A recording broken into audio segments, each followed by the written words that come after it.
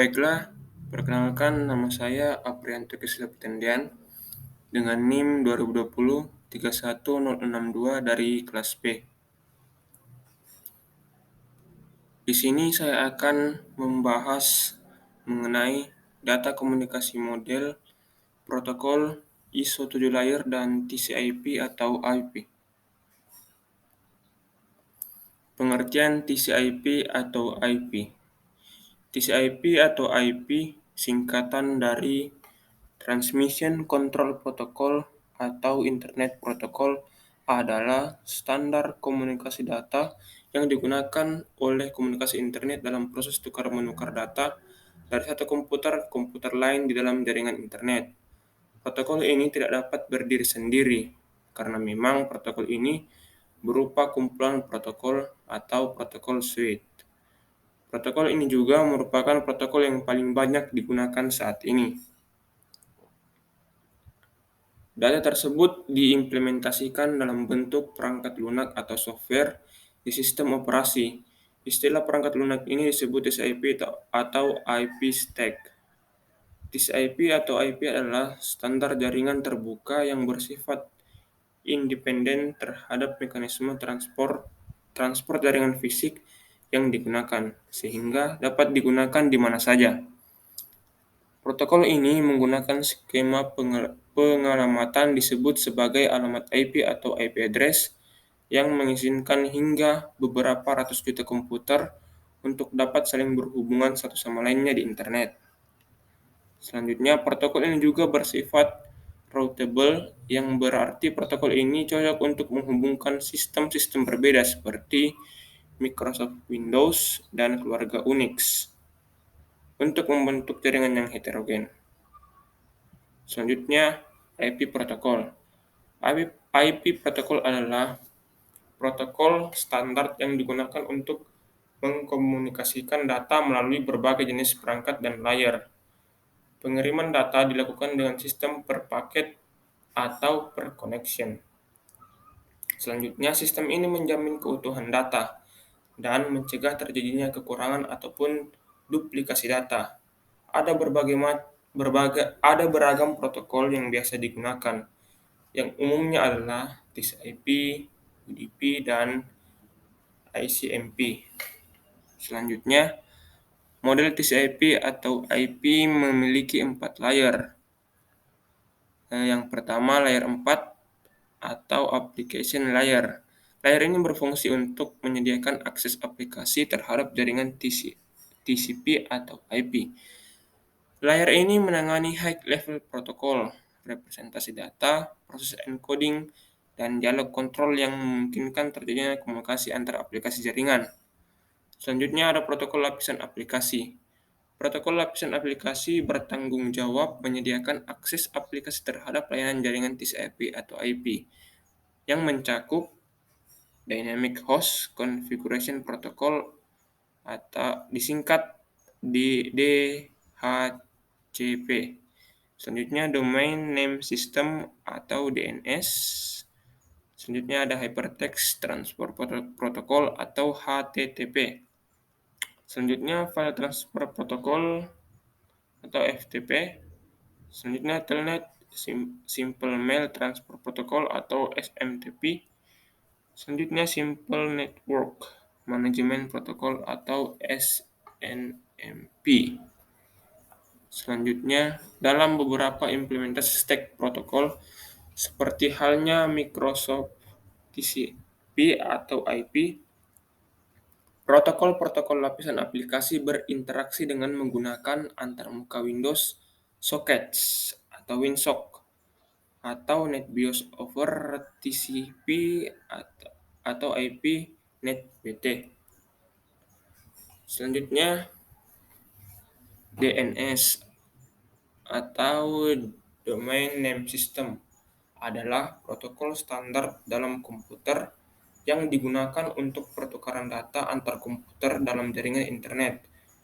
Fungsi dasarnya yaitu untuk mengubah nama domain menjadi IP address. Contohnya, mengubah www.dosen.sttpln.id menjadi alamat IP address berupa angka biner 196.56.251 dan 42. Fungsi ini diperlukan agar komputer dapat dengan mudah mengidentifikasi suatu nama domain internet. Selanjutnya, HTTP atau Hypertext Transfer Protocol adalah kumpulan teks dan aturan yang digunakan untuk mentransfer berbagai macam tipe file berupa gambar, teks, suara, video, dan lain-lain ke dalam internet. Selanjutnya, FTP atau File Transfer Protocol adalah protokol standar internet untuk mentransmitkan file ke komputer-komputer di internet melalui koneksi TCP atau IP. Dalam penggunaannya, file transfer protokol menggunakan Transmission Control Protocol sebagai suatu sarana komunikasi antara klien dan servernya, sehingga dari antara kedua komponen tersebut akan dibuat suatu sesi komunikasi sebelum data dikirim. Selanjutnya, FTP menggunakan metode autentikasi standar, yaitu hanya berupa username dan password yang terkirim dalam bentuk yang belum terenkripsi. Dengan menggunakan metode autentikasi standar ini, user dapat mengakses, mendownload, maupun mengupload file-file yang dikehendaki. Selanjutnya ada Telnet, singkatan dari Telecommunications Network Protocol, digunakan untuk mengakses komputer yang tidak terjangkau dan berupa protokol usia paling tua. Berbeda dengan protokol HTTP dan FTP yang mampu merequest file dari komputer lain, namun tidak terlog on sebagai user dari komputer tersebut. Dengan Telnet, user akan terlog on sebagai user dari komputer tujuan dan mendapatkan hak akses maupun privilege dari data dan aplikasi pada komputer tersebut, namun hanya berupa text only dan umumnya dalam bentuk command prompt. Selanjutnya ada SMTP, singkatan dari Simple Mail Transfer Protocol yang digunakan untuk mengirim dan menerima email. Protokol SMTP merupakan protokol sederhana yang berbasis teks. Protokol SMTP ini seringkali bekerja dengan dua protokol lain, yaitu POP3 ataupun IMAP, dikarenakan kurangnya kemampuan SMTP dalam menyimpan pesan yang masuk dalam jumlah yang banyak. Hal ini dikarenakan pada awalnya SMTP merupakan protokol yang berbasis teks atau SC dengan bantuan dari POP3 dan IMAP. Pesan yang masuk dapat disimpan di dalam server dan dapat didownload oleh user sewaktu-waktu. Dalam penerapannya, umumnya user menggunakan protokol SMTP untuk mengirim pesan dan menggunakan protokol POP3 atau Post Office Protocol atau IMAP untuk menerima pesan. Protokol ini dikembangkan karena desain sistem surat elektronik yang mengharuskan adanya server surat elektronik yang menampung sementara surat elektronik yang masuk sampai surat elektronik ini diambil oleh user yang berhak. Selanjutnya RIP atau Routing Information Protocol adalah protokol yang digunakan pada router internet dan digunakan untuk membuat koneksi menggunakan internet protokol untuk membagi informasi tentang bagaimana cara untuk melakukan routing pada jaringan internet. Selanjutnya ada NFS atau Network File System, merupakan aplikasi klien atau server yang membolehkan user untuk melihat maupun menyimpan file atau update dari file pada komputer yang tidak sedang dipakai oleh user tersebut. Kedua komputer yang melakukan update file harus memiliki network file system dan protokol TCP atau IP. Hal ini dikarenakan program yang mengirim file menggunakan NFS dan TCP/IP akan mengirim secara terus-menerus. Selanjutnya, layer 3 atau host-to-host layer transport layer yang berfungsi untuk membuat komunikasi antar host. Layer ini menyediakan layanan pengiriman dari sumber data menuju ke tujuan data dengan cara membuat koneksi logikal. Pada layer ini juga terjadi penanganan masalah reliabilitas, flow control, dan internet connection. Pada layer ini terdapat dua tipe pengiriman data, yaitu TCP dan UDP. Selanjutnya ada layer 2 atau internet layer yang berfungsi untuk melakukan routing dan pembuatan paket IP menggunakan teknik enkapsulasi. Layer ini akan memiliki rute terbaik yang akan dilewati paket data dalam jaringan, serta melakukan package switching untuk mendukung tugas tersebut. Selanjutnya ada layer 1 atau network interface, network access layer, host to network, yang berfungsi untuk meletakkan frame-frame data yang akan dikirim ke media jaringan, menjadi perantara dengan LAN card, mengubah unit data menjadi frame dan mengkonversi frame tersebut menjadi arus elektrik untuk kemudian dikirimkan melalui medium transmisi, mendefinisikan MAC address, dan melakukan error checking pada frame yang diterima.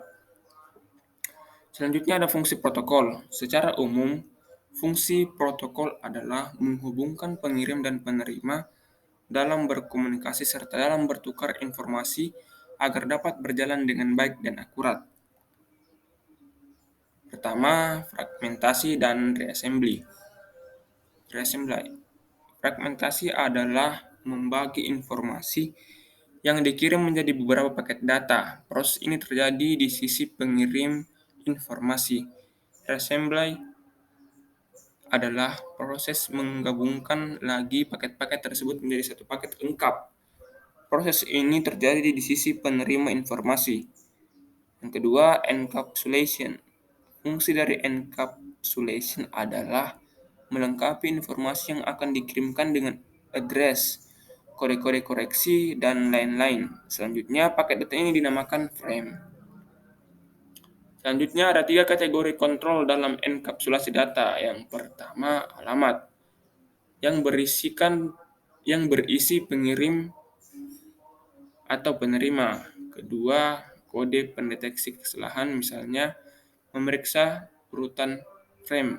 Yang ketiga, kontrol protokol, informasi tambahan untuk menerapkan fungsi-fungsi protokol.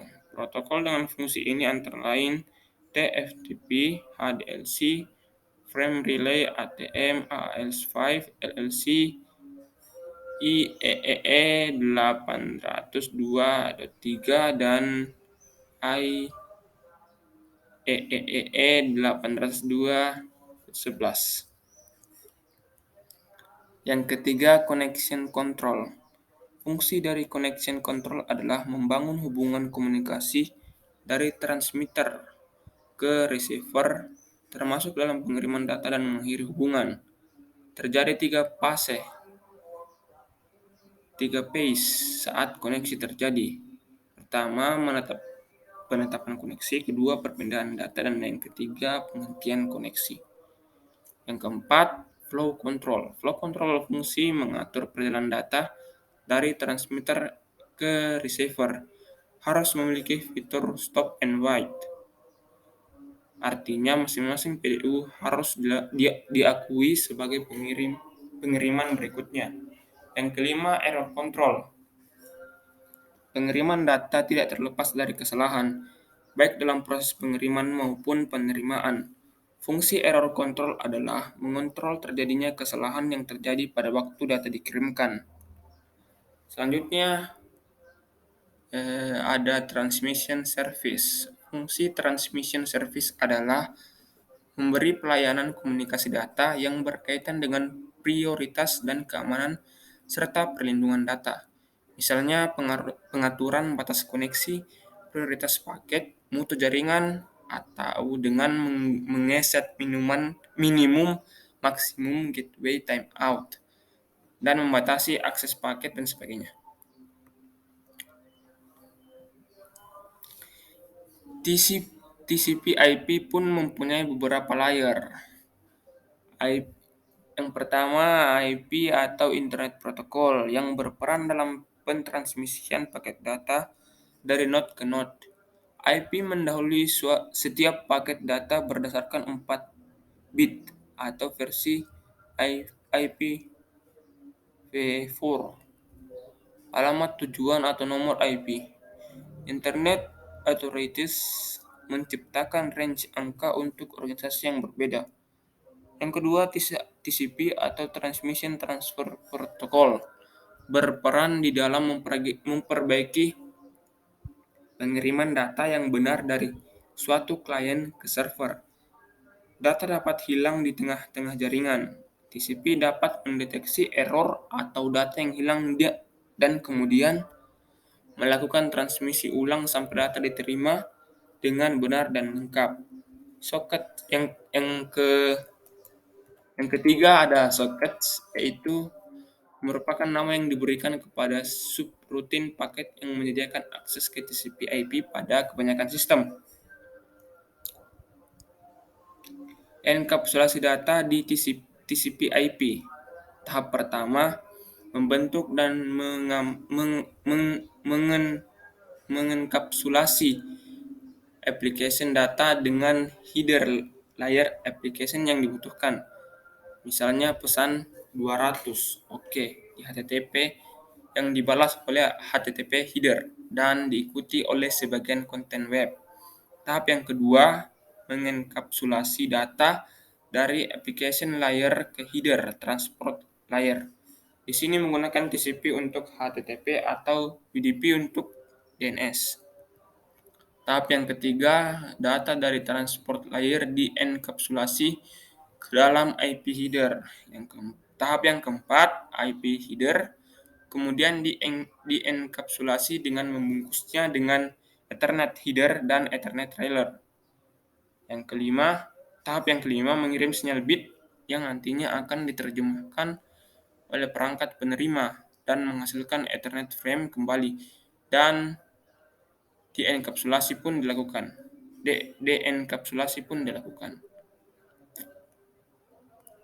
Sekian dari saya, kurang lebihnya mohon dimaafkan. Terima kasih.